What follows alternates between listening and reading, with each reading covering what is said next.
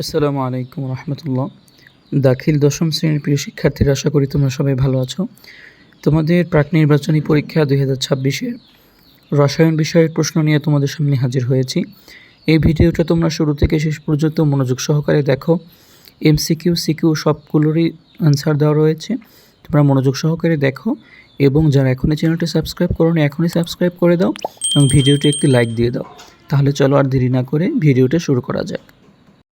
তো এখানে দেখো 1 নং প্রশ্নে বলা হয়েছে চুনা পাথরের সাথে লঘু নাইট্রিক অ্যাসিড যোগ করলে নিচের কোন যৌগটি উৎপন্ন হবে। তাহলে বলা হয়েছে চুনা পাথরের সাথে লঘু নাইট্রিক অ্যাসিড। তাহলে তোমাদের 1 নম্বরে উত্তর হবে ক কার্বন ডাইঅক্সাইড। 2 নম্বর দেখো নিচের কোনটির উপস্থিতির জন্য অ্যামোনিয়া গ্যাসের জলীয় দ্রবণ ক্ষারীয় প্রকৃতির হয়। সেটা হবে 2 এর খ নাম্বার অ্যান্সার হবে। তারপর দেখো তোমাদের প্রদত্ত বিক্রিয়ার আলোকে 3 ও 4 নং প্রশ্নের উত্তর দিতে বলা হয়েছে। তাহলে এই প্রদত্ত বিক্রিয়া তোমরা ফলো করলে তোমরা 3 নং অ্যান্সার দেখো AB যৌগের আণবিক ভর কত। তোমরা যদি ওটা যোগ করো, তোমরা যদি ওইটা করো তাহলে তোমাদের AB যৌগের আণবিক ভর হবে গ নাম্বার 36.5। তাহলে তোমাদের 3 এর গ নাম্বার অ্যান্সার হবে।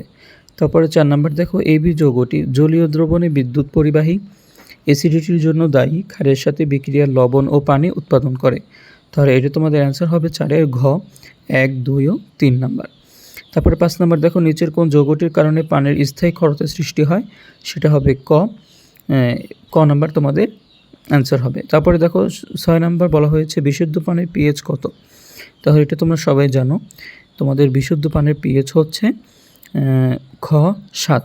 তাহলে বিশুদ্ধ পানির পিএইচ, তারপরে যৌগটি পানির ক্ষরতা, এগুলো কিন্তু খুবই কমন প্রশ্ন, এগুলো কিন্তু ভুল করা যাবে না। তাহলে দেখো এটা হচ্ছে 6 এর খ নাম্বার। তারপরে তোমরা 7 নাম্বার একটু খেয়াল করো, কাঁচ পরিষ্কারক হিসেবে কোনটি ব্যবহৃত হয়। কাঁচ পরিষ্কারক হিসেবে ব্যবহৃত হয় NH3। তারপর 8 নাম্বার দেখো গিনি সোনার কোন নমুনাটি সর্বোচ্চ দৃঢ়। সেটা হবে 8 এর ক 18 ক্যারেট। 9 নাম্বার দেখো নিচের কোনটি জিঙ্কের আকরিক। সেটা হবে 9 এর ক ক্যালামাইন। 10 নম্বর বলা হয়েছে নিচের কোনটি অজৈব যৌগ। এখানে অনেকগুলো অপশন দেওয়া রয়েছে, চুন, চর্বি, মোম, গন্টুগোজ। তো এখানে অ্যান্সার হবে অজৈব যৌগ হিসাবে চুন। তারপরে বলা হয়েছে কোনটি তাম্রমলে দ্রবীভূত হয়। সেটা হবে টার্টারিক অ্যাসিড। এখানে সোডিয়াম হাইড্রোক্সাইড আর বিভিন্ন দেওয়া থাকবে, কিন্তু যখনই তাম্রমলে দ্রবীভূত হয় এই কথাটা উল্লেখ থাকবে তখনই ক নাম্বার টার্টারিক অ্যাসিড উত্তর হবে। তারপরে 12 নম্বর দেখো যে চালকোসাইড কোন ধাতুর আকরিক। চালকোসাইড কোন ধাতুর আকরিক, এটা তো 12 নম্বর উত্তর হবে খ কপার। এখানে কিন্তু অনেক অপশন দেওয়া রয়েছে, ক্যালসিয়াম, আয়রন, জিঙ্ক, এখানে হবে কপার। 13 নম্বর উত্তর হবে হচ্ছে গ নাম্বার। এবং 14 নম্বর প্রশ্নের অ্যান্সার হবে বলা হয়েছে প্রাকৃতিক গ্যাসে শতকরা কত ভাগ ইথেন থাকে। 14 খ 4 ভাগ ইথেন থাকে। 15 নম্বর বলা হয়েছে অ্যালকেনের সাধারণ সংকেত কোনটি। তো অ্যালকেনের সাধারণ সংকেত হচ্ছে CnH2n। ক নাম্বার অ্যান্সার হবে। 16 নম্বর দেখো প্রাকৃতিক গ্যাসে পেন্টেনের শতকরা পরিমাণ কত। তাহলে 16 খ 4%। তেঁতুলে কোন অ্যাসিড পাওয়া যায়। তেঁতুলে হচ্ছে টার্টারিক অ্যাসিড পাওয়া যায়। তাহলে 17 খ নাম্বার। 18 নম্বর দেখো PVC তৈরির মনোমার কোনটি। সেটা হবে খ 18 খ নাম্বার। তারপরে দেখো 19 নম্বর বলা হয়েছে পেট্রোকেমিক্যাল শিল্পে কোনটি ব্যবহৃত হয়। তো এটার অ্যান্সার হবে 19 খ ন্যাপথা। তাহলে কেমিক্যাল শিল্পে ব্যবহৃত হয় ন্যাপথা। আশা করি বুঝতে পেরেছো। তো যারা ভাই এখনও সাবস্ক্রাইব করোনি এখনই চ্যানেলটি সাবস্ক্রাইব করে দাও এবং ভিডিওতে একটি লাইক দিয়ে দাও আর জানিয়ে দাও তোমার কী প্রয়োজন। তারপর 20 নম্বর দেখো অ্যামোনিয়া গ্যাস উৎপাদনে ব্যবহৃত নাইট্রোজেন ও নাইট্রোজেনের অনুপাত কত। 20 ঘ 3.3:1।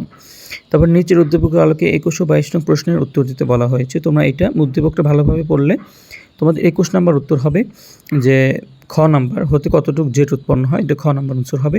এবং 22 নম্বর বলা হয়েছে যৌগটি জলীয় দ্রবণে ক্ষারীয় এবং গ্লাস ক্লিনার তৈরিতে ব্যবহার করা হয় এবং এর আণবিক ভর হচ্ছে 17। তাহলে এটা যেহেতু 3টাই সঠিক, তাহলে এটার অ্যান্সার হবে ঘ 1, 2 ও 3। এবং 23 নম্বর প্রশ্নে বলা হয়েছে ফুড প্রিজারভেটিভস হিসেবে ব্যবহৃত হয় কোনটি। তো এখানে ক্যালসিয়াম কার্বোহাইড্রেট দেওয়া রয়েছে, কিন্তু তোমাদের অ্যান্সার হবে খ সোডিয়াম বেনজয়েড। তারপর দেখো 24 নম্বর প্রশ্নে বলা হয়েছে সোডিয়াম টার্টারেটের সংকেত কোনটি। তাহলে সোডিয়াম টার্টারেটের সংকেত হচ্ছে খ C4H4Na2O6। এবং 25 নম্বর প্রশ্নে বলা হয়েছে খাদ্য লবণের সাথে অপদ্রব্য হিসেবে কোনটি মিশ্রিত থাকে। তোমাদের 25-এ হবে হচ্ছে ক ম্যাগনেসিয়াম ক্লোরাইড MgCl টু। আশা করি তোমরা এমসিকিউগুলো বুঝতে পেরেছো।